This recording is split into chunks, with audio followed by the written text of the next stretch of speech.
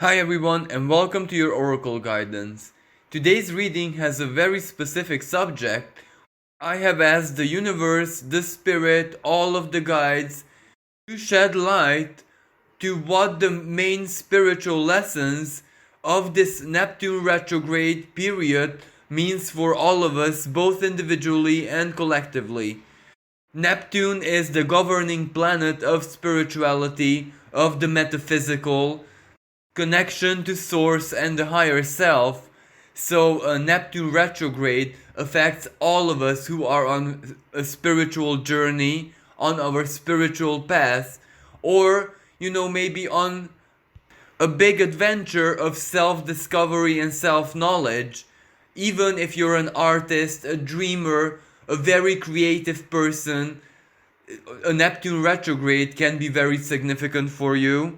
So Neptune retrograde starts today, where it stands still in the sky, and it ends on the 29th of November, where it once again stands still in the sky and goes direct the next day.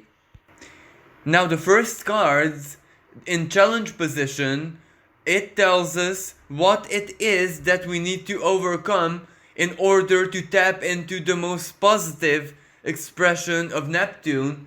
And we have the Ace of Cups and the Queen of Coins reversed as a clarifier. Now the Ace of Cups is very ironic that it appeared, because if one tarot card is the most pure and divine symbolism of what Neptune is, well, that is surely the Ace of Cups, because it is divinely purified emotional power, unconditional love, the infinite unconditional support and magic of the source, basically, which makes our earthly existences full of happiness, emotional elevation, giving us the states necessary to embody our spirit and the divine spark in its most pure form.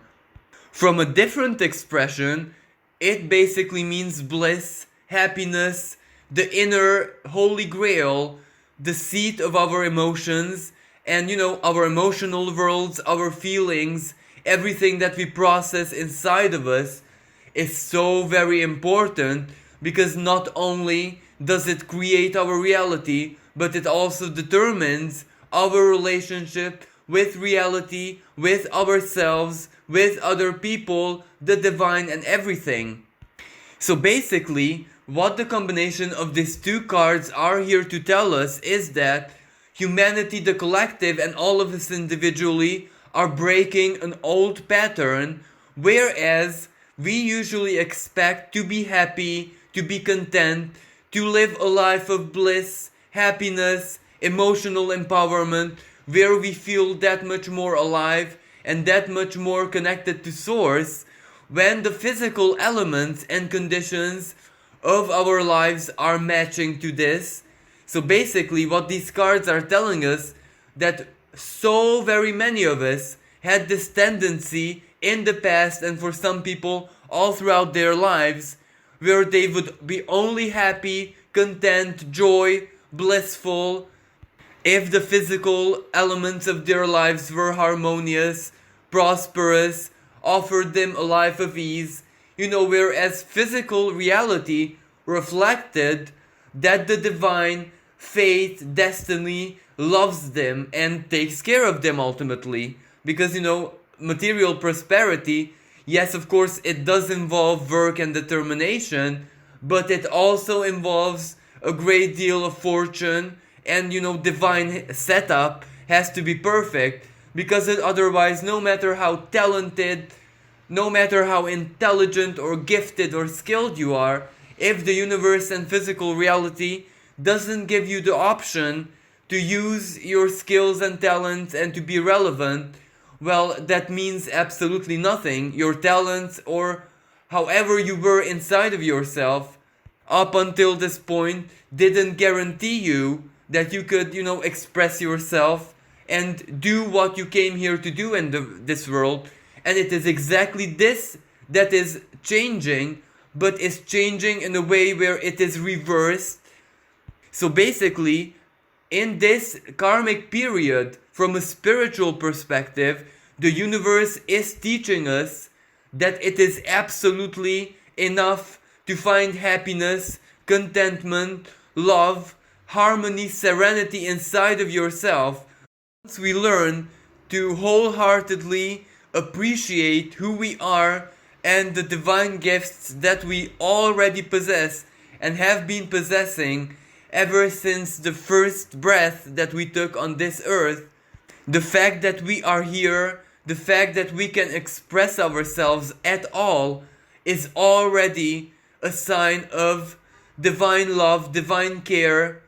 And once we tap into this power of inner serenity, happiness, being joyful for the life that we have, for the chance to exist even in matter, symbolically to drive this flesh and bone vehicle and animate it with our spirits. Now, if that is the source of our true happiness, well then matter is going to behave in a totally different manner to us, where one way or another it will definitely reflect our true happinesses. This doesn't mean that you're going to win the lottery or infinite material abundance and support and good fortune is heading your way. No, it absolutely doesn't work that way, because there are souls and people who embody a specific archetype which actually need that for their life's journeys, but other people just need stability, balance, and a minimal expression of harmony. So rather than tapping into a great excess of prosperity, maybe when we embody happiness, when we embody that the true expression of that Ace of Cups, maybe all our material worries are just going to fade away from our lives, where immediately matter will give us the chance to just be stable, to be in balance, and to have everything that we truly need for our lives, for our journeys, and of course to share with other people, to share with our loved ones. Of course, this won't happen immediately, but this is what we're slowly learning to do. And this also represents that the reason why, all of us collectively have been through such a very hard time psychologically, where depression, melancholy, rage, frustration, anxiety, and all those emotional and mental problems that all of us have faced in the very recent past were meant to guide us to see the power of emotional purity. Because when that moment, when we decide and make the choice to love ourselves, to support ourselves, to accept ourselves, to see in us that innocent inner child who we are for eternity, rather than the conditioning, the education, the expectations of a very ill society, when we discard all of that, when we shed off whatever was imprinted into us and just embody the innocence and purity of the eternally, innocent and pure child that we are, then that is a moment when our reality, our destiny, our faith changes 180 degrees, because we are no longer the same person once we embody the spirit who we actually are. And once we learn to appreciate that, once we no longer make the difference between our human selves, this walking, talking, flesh vehicle, and the spirit that we are, once we try to integrate the spirit into us and this human self into the spirit, well, that is when things change dramatically and we step into a totally new dimension of our existence, because we are no longer just a program, we are no longer just an identity that has to house our spirit, and so that the spirit can express itself, can talk, can communicate, can have relations with others, but rather the program gets integrated in as an operating system of our spirits and our souls, and it is the energy of self-love and unconditional expression of love which makes this integration possible. And that is exactly why the Queen of Coins is reversed, because this time around the creational process works in a totally different manner, whereas in we create with the purity and intensity of our emotions, and not the other way around, where our material creations should offer us the safety and the conditions needed to be happy emotionally. And this is also the main reason why this massive economic collapse and crisis and reform and revolution basically is not really going to affect us that much, really, because once we embody that Ace of Cups, our divine gift of serenity, connection to source, we no longer care that much about material transaction, because we will no longer focus on the injustice, as in why does a specific person earn 10 times more than us, whereas we are maybe more fairer and just and moral human beings, and that would be a karmic injustice basically, when we don't really care about all of that, when we no longer compare ourselves to other people and their situations, when we just see ourselves and that we have enough, that we can survive, that we can still accomplish all our goals with what we have. And if we don't have enough right now, with our emotional creativity, we can 100,000,000% draw in help or change all of it. Well, then we are already standing from a place of security, safety, whereas the economic collapse and the financial crisis and everything that will ravage the world and is already doing it is going to be just like a show that we are going to watch, because we won't even desire that level of prosperity anymore, because we know that deep inside of us we're infinitely wealthy, for the simple fact that we possess that inner Ace of Cups, the inner purity and innocence of our divine sparks.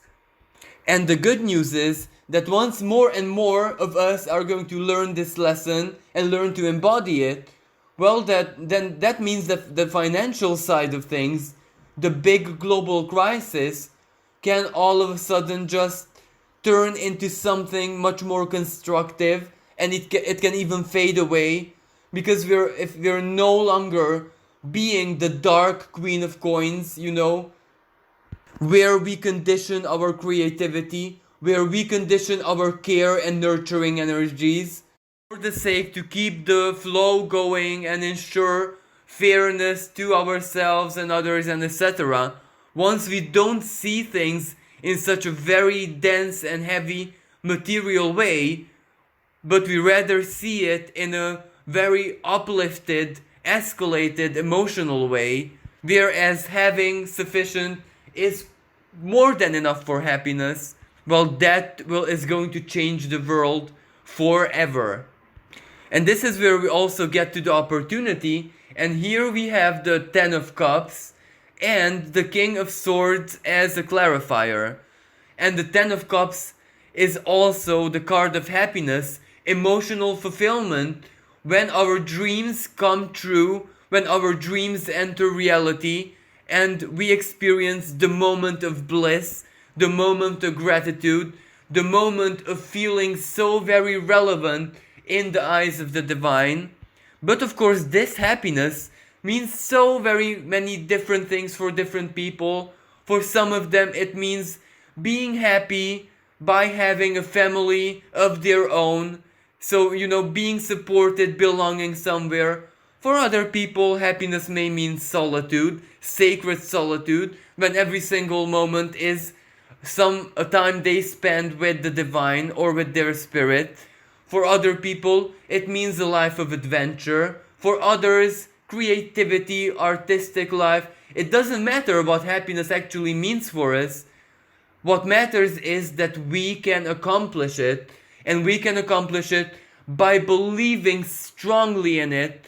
But belief, if that belief is not rigid, if that belief means it doesn't matter how it comes in existence and how I'm gonna live it, as long as I'm gonna live it and be happy with it, well, that is as close to guaranteeing your happiness as it is possible. Yes, a little bit of patience, tests of faith are going to be required, but it's still an easier way to achieve it than rather to be obsessed about something or allow your mind the limitations and sometimes the infinity of your mind to challenge you and trouble you. And that is exactly the symbolism of that King of Swords reversed, because what makes us unhappy really? What blocks our happiness? Well, it is the mind, especially when the mind is not in harmony with the heart. And how is that possible? Well, the mind really likes to know. It is a very rational and logical type of energy. The mind has to figure things out. The mind has to possess knowledge. The mind has to possess facts, because all of those offer us security that we are okay right now and we are going to be okay in the future. And the mental sphere is basically where our true power lies as physical beings and, as humans, as parts of nature, as representatives of planet Earth. It is without a question that it is our minds that make us strong and physical and have power over everything. And that is absolutely fine, and it is imperatively necessary to navigate through life. But we shouldn't really let our minds condition our happiness, especially the soul level happiness. Of course, our minds, condition the superficial expression of happiness. Because, we have to be safe, we have to have food on the table, we have to have so very many things in life. And we also need to know that we have the skills to navigate through life. But we also have to know when we have to detach the mind from the heart. Because the very core, the battery which pumps existence into our beings, into our consciousness, actually comes from the emotions. Because why do you have a certain goal? Why do you have a certain desire? Well, because you love it. Because it means emotionally something really, really important for you personally. And then that fuels the mental sphere, and your mind starts to work and create for you. But as long as your knowledge, your way of thinking is conditioned to be just linear and logical, where you're going to reach a certain point where things don't make sense anymore, when even science and what we know as a collective has limits, and if we reach that limit, well, then we immediately reached unhappiness.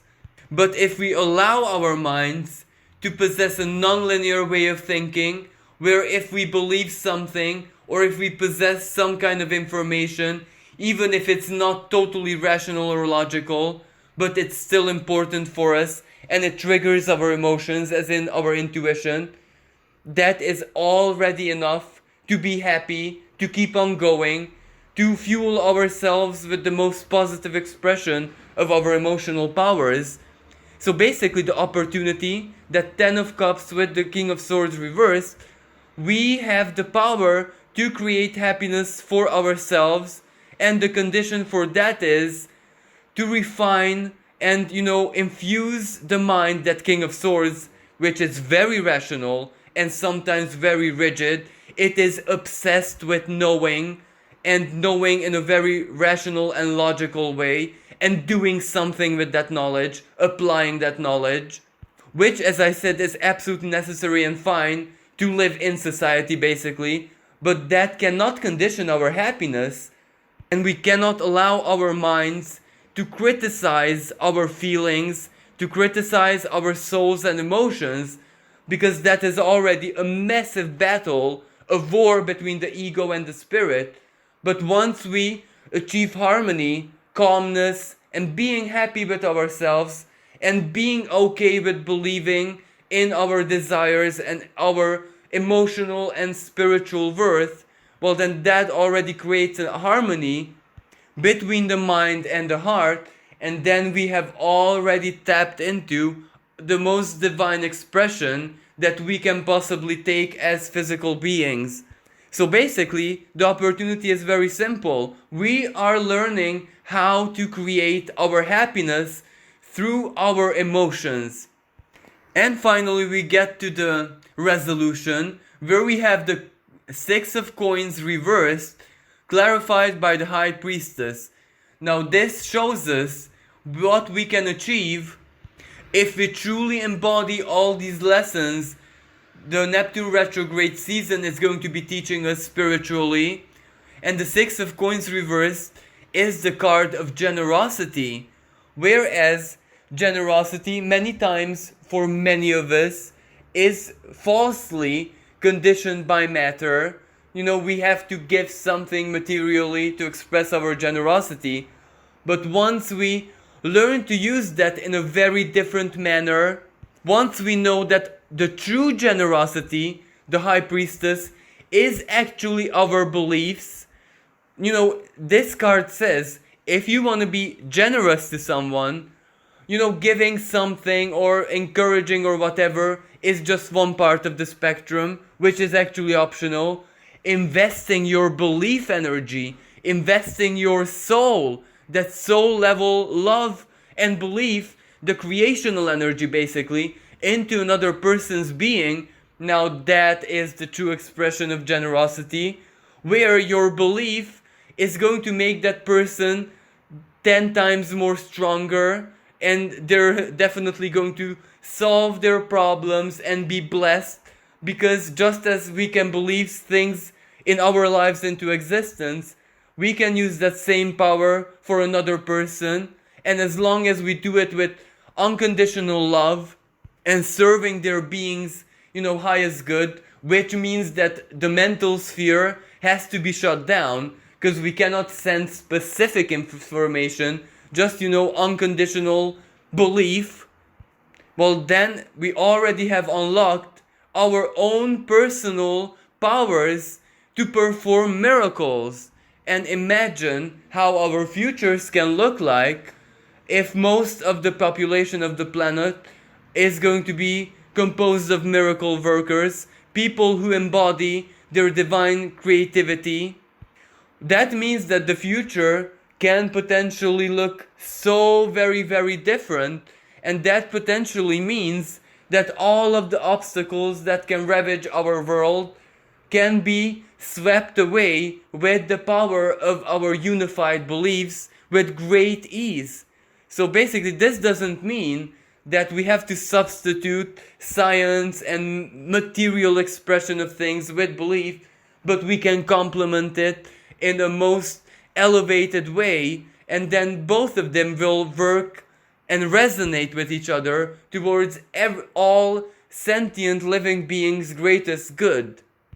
And basically, this can be the true power of humanity, where the mind and heart, the spirit and the earthly self work together in harmony and love in order to express ourselves and to invite the divine intelligence that much more to express and experience itself through us. And you know, as we evolve, of course the divine will want to experience higher and higher and higher things through us, but it cannot force us to do this. It can only, you know, give us invitations one after another to evolve, to believe, to be better, to be more loving, to find equality, balance, and all of that, all of those principles which govern the ancients. They may have had all the right ideas, but they failed miserably at the practice of it.